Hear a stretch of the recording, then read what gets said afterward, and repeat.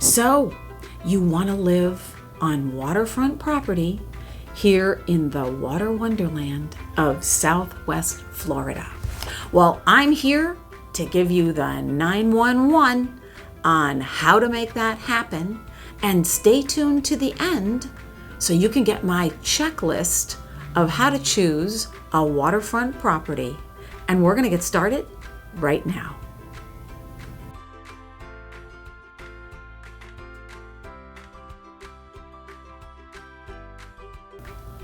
Welcome back to my channel. And if you're new here, please make sure to click that subscribe button to be notified of any new videos I make about Cape Coral, Fort Myers, and Southwest Florida in general. So here we go. Let's make sure that we're all on the same page about what waterfront property really is here in Cape Coral. There are three different kinds of waterfront property. The first kind, generally you're going to find in gated communities, and that would be a property that's on a lake. Now, I'm from up north, and what we call a lake down here is a little bit different than what we call a lake up north. Down here, what we call a lake, probably you might call a pond, but there's nobody in your backyard except for the waterfront. And the view is usually pretty good, and it's pretty awesome. The second type of property is property that would be on a freshwater canal. Now, we have about 300 miles of freshwater canals. Now, if you're looking for the most affordable waterfront property where you can boat and fish, then the freshwater canals are where it's at for you. Now, make no mistake, the freshwater canals and the saltwater canals do not mix. So if you're on a freshwater canal here in Cape Coral, you will not be able to boat out to the Gulf of Mexico. The freshwater canals are calm. You can enjoy canoeing, kayaking, and fishing for different kinds of bass as well as bluegill. You can do some turtle watching. You can certainly do some bird watching. It is not required that you have a seawall built on your property if you're on a freshwater canal. A lot of people do build the seawalls. Another thing people ask me is, can we swim in the canals in Cape Coral? Well, it's not really recommended that you swim in those canals because indeed there is sea life in the canals, so fish and turtles, those kinds of things, but there's also wildlife in those canals, like gators. And the freshwater canals is mostly where those would be. Now, they're not crawling up on everybody's property, so don't get the idea that they're everywhere. They're not, but I would stick to swimming in my pool if I were you. We do have a chain of lakes, which is a 30-mile freshwater canal system that they're all connected. Now, not all canals are connected to this chain of lakes because obviously there's 300 miles of freshwater canals, but make sure to check out a map or just give me a call and we'll figure it out together. Also, you really don't need a boat lift if you're on a freshwater canal because barnacles don't grow in fresh water.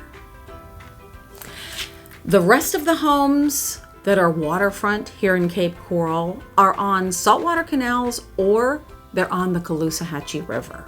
Now, these are going to be the more expensive homes because just like if you were buying a home at the beach, these canals lead out to the Gulf of Mexico and they are more desirable. On saltwater canals, it is required that you have a seawall because those canals are affected by the tides that come in and out. On the saltwater canals, you also do have to go at a no-wake speed because the waves that are created by higher speeds would break down the seawalls, and we want to minimize the damage to any of that. You do also need to have a boat lift, because if you leave your boat in the water, barnacles are going to grow on the bottom of it and you're not going to be happy. When you do take your boat out for a cruise, when you come back, you will need to flush the motor with fresh water to get all that salt water out of there to make the motor last longer. And you really should wash off the bottom of your boat or any part of the boat that was in the salt water after you put it up in the lift. Moving on, the location of your canal makes all the difference in the price. That makes sense, right? If you are 10 minutes out to open water, that's going to be a lot different in the price than if you're an hour and 10 minutes out. So think about that when you're deciding where it is you want to live. In the southwest section of Cape Coral, if you are west of Chiquita Boulevard, you will have to go through the Chiquita Lock. It's the only lock we have here in Cape Coral, so you just need to be mindful of that. And you can reference the map and/or, again, give me a call and we'll figure it out. Most Gulf access properties will have indirect access to open water. That means that you have to go under one or more of the bridges that we have here in Cape Coral. The bridge heights are on the map that I keep talking about, and if you want one of those maps, send me a text, send me an email, or give me a call. I'll be glad to send one to you.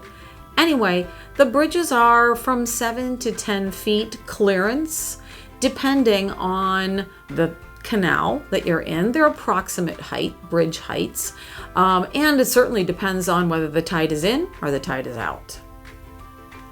Most folks that have boats have a dock, they have a lift, and some folks have a canopy, which is actually a cover over the boat, which protects it from the sun in the summertime as well as all year long, because we know this is the Sunshine State.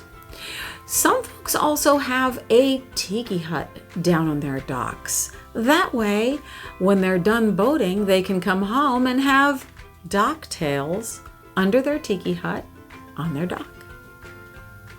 So, here's my checklist of all of the things that you should think about if you're considering buying waterfront property here in Cape Coral, also known as Paradise. I hope that you now have a better understanding of what waterfront property in this area is all about. I also hope that I've answered all or some of your questions. If you have more questions, please give me a call, shoot me a text or an email, or put your question in the comments right down below and I'll be glad to answer it.